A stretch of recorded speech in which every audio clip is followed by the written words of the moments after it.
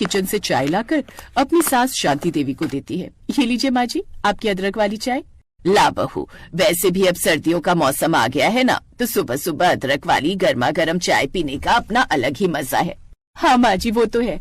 अब सर्दियों में तो हर चीज कितनी अच्छी लगती है, जैसे गर्मा गर्म सूप, गर्मा गर्म कॉफी और गर्मा गर्म मेथी के पराठे।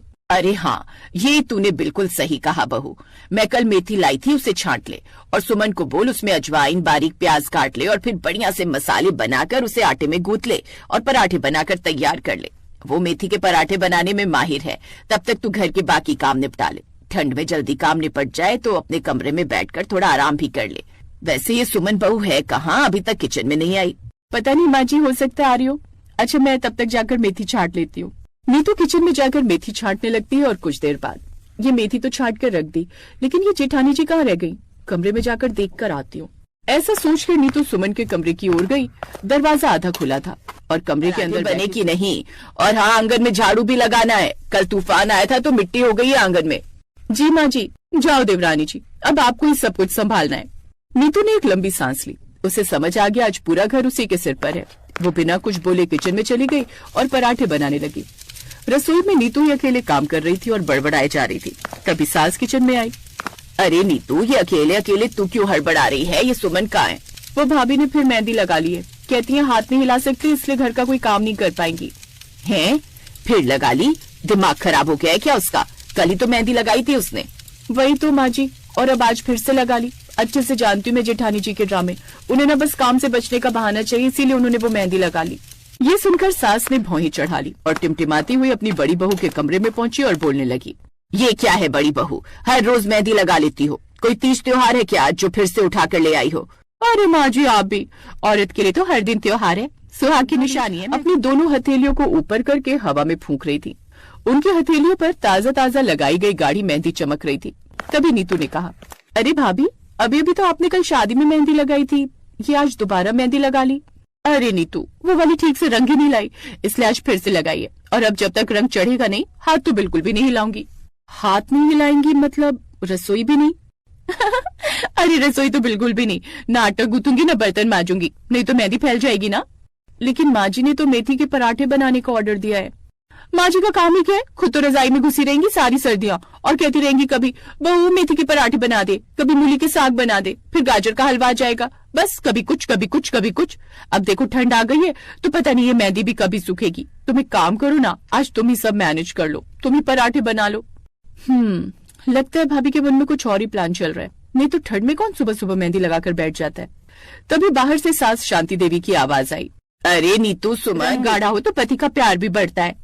अच्छा, और घर के काम का क्या? वो क्या पति करेगा? अरे वो क्यों करेंगे? घर में मेरी नीतू भी तो है, जवान है, तेज काम करती है, वो सब कर लेगी। है, तू तो जैसे बूढ़ी हो गई है ना, और तेज काम तो तू भी कर लेती है, अगर मेहंदी वाले नखरों से फुर्सत मिले तो। जब देखो हर दूसरे दिन मेहंदी लगाकर बैठ जाती हो। हाँ, आप तो बस अपनी छोटी बहू की तारीफ करते रहना, अब मेरी मेहंदी सूखने दीजिए। सास मुंह बनाकर वहाँ से चली जाती है। कुछ देर बाद नीतू भी पराठे बनाकर सबको परोस देती है। वाह नीतू भाभी, कितने अच्छे पराठे बने हैं, मजा आ गया। मैं तो 2 पराठे और खाऊंगा। क्यों, तेरी डाइट का क्या हुआ? अरे तू मेरा छोड़ और अपना सोच, तब से 5 पराठे डकार चुकी है चमगादड़। मुझे चमगादड़ बोलता है? तू बंदर। अरे ये दोनों तो ऐसे ही कुत्ते बिल्लियों की तरह लड़ते रहते हैं। बहू तू एक गर्मा गर्म पराठा और मेरे लिए ले आ, फिर यहाँ सफाई कर लियो। नीतू मुंह बनाकर वहाँ से चली गई और अब फिर खाना बनाने के बाद उसने सबके जूठे बर्तन धोए, साथ ही इसके बाद घर की सफाई भी की। इसके बाद कपड़े धोए, फिर सबके कपड़े प्रेस। शाम को सुमन अपने कमरे से बाहर निकली। उफ, देखो ना माँ जी, अब जाकर ये मेहंदी सूखी है। अच्छा बताइए ना, डिनर में क्या बनाना है? सरसों का साग लाई हूँ, वही बना ले। तभी नीतू भी कमरे से बाहर आ जाती है और अब दोनों देवरानी जेठानी मिलकर घर का काम करने लगती है। ऐसे ही 2 दिन बीते और फिर अरे बाप रे, ये क्या? कल दिल्ली में और भी ज्यादा ठंड रहेगी, फिर तो कल भी काम से बचना होगा। लेकिन अभी 2 दिन पहले ही तो मेहंदी लगाई थी। कोई बहाना सोच सुमन, अब किस बहाने से मेहंदी लगाएगी? हाँ, मिल गया आइडिया। फिर अगले दिन सुमन फिर से मेहंदी लगाकर बैठ जाती है। अब आज क्या है बहू जो तूने मेहंदी लगा ली? वो माँ जी, मेरी माँ का फोन आया था और वो कह रही थी कि ना कि आज का दिन बड़ा ही शुभ है और अगर घर की बड़ी बहू आज के दिन मेहंदी लगाती है ना तो उस घर की अच्छी तरक्की होगी। इसलिए आप नीतू को बोले ना कि आज का काम वही देख ले। देखा माँ जी, आज ठंड ज्यादा है तो उन्होंने फिर से काम से बचने का बहाना बना लिया। तू चिंता मत कर छोटी बहू, आज हमें उसे उसी की भाषा में समझाना होगा। सास ने नीतू के कान में कुछ कहा। फिर खाने के समय अरे नीतू, खाना बना के नहीं, पेट में चूहे कूद। ऐसे उसे सुबह से दिन हो गया। दिन के वक्त सुमन हाथों में लगी मेहंदी के साथ हॉल में बैठी हुई। हाथों में, इन हाथों में लिख दूं मेहंदी से सजना का नाम। तभी देवर राहुल वहां आ गया। वाह भाभी, आप तो बड़ी खुश लग रही हैं। मेहंदी से हाथ ऊपर और घर के काम से छुटकारा। मान गया, आपको क्या आइडिया निकाला है। चुप कर, ये सब मैंने काम से बचने के लिए थोड़ी ना लगाई है। अरे जाओ जाओ, अच्छा दिखाओ तो भाभी मेहंदी कैसी लगाई है। अरे दूर रहो, अभी मेहंदी छू गई तो फिर से फैल जाएगी। तो ये सुबह से अब तक सूखी नहीं। इतनी जल्दी थोड़ी ना सूख जाएगी। अरे भाई, ठंड का मौसम है, वक्त तो लगेगा ना। तभी वहाँ पर काम कर रही नीतू मन ही मन कहती है, खूब अच्छे से ड्रामे कर लेती है मेरी जेठानी जी, एक नंबर की ड्रामेबाज है। इन्हें तो बॉलीवुड में काम मिलना चाहिए, कम से कम कुछ तो पैसे कमा कर लाती। दोपहर तक नीतू पूरी तरह थक चुकी थी। फिर सास ने देखा कि नीतू का चेहरा उतर गया है। नीतू बेटा, थोड़ा आराम कर ले, तू पूरे घर का काम करके थक गई होगी। जी माँ जी। अब नीतू काम निपटा कर अपने कमरे में आराम करने नहीं भाभी, वो तो मैंने नहीं बनाया। लेकिन क्यों? फिर नीतू ने भी अपने दोनों मेहंदी लगे हाथ जेठानी को दिखाए। ये क्या है? मेहंदी और क्या? वो क्या है ना बहू, मैंने हमारे पंडित से पूछा था और उसी रस्म के बारे में जो तूने बताई थी। पंडित ने बताया कि अगर दोनों बहुएं आज के दिन मेहंदी लगाएंगी तो उनके घर की तरक्की दुगनी हो जाएगी। तो फिर खाना? ये सुनकर सास अपने दोनों बड़े बेटों की तरफ देखकर मुस्कुराई। अब घर का काम आप दोनों भाइयों को करना पड़ेगा। ये सुनकर उन दोनों के पति एक दूसरे का चेहरा देख रहे थे। हाँ, आज से इनके पति लोग काम करेंगे। दो दो बहुओं के हाथ में मेहंदी लगी है। आज मेहंदी वाली छुट्टी है सबकी। अब बड़ा भाई अशोक और छोटा भाई विनय दोनों रसोई में चले गए और खाने की तैयारी करने लगे। भैया, ये आटा इतना गीला क्यों हो गया? मुझे क्या पता। तभी कढ़ाई में सब्जी जलने लगी। आज कच्चा पक्का खाना बना हुआ था। साथ ही खाना बनते बनते रसोई अस्त व्यस्त हो गई थी। हे भगवान, सारी रसोई का सत्यानाश कर दिया। माँ जी, आपने ये रसोई ने क्यों सौंपी?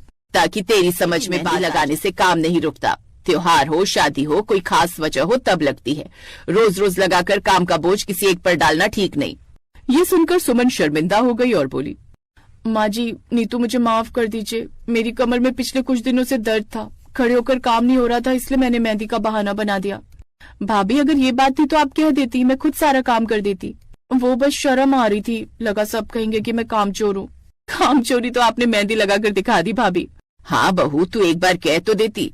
उस दिन के बाद सुमन ने ये कामचोरी छोड़ दी। जब कभी उसे कमर दर्द होता तो वो बता देती, जिससे घर के बाकी लोग मिलकर नीतू की मदद कर देते। और कभी नीतू की तबीयत खराब होती तो सुमन सब संभाल लेती।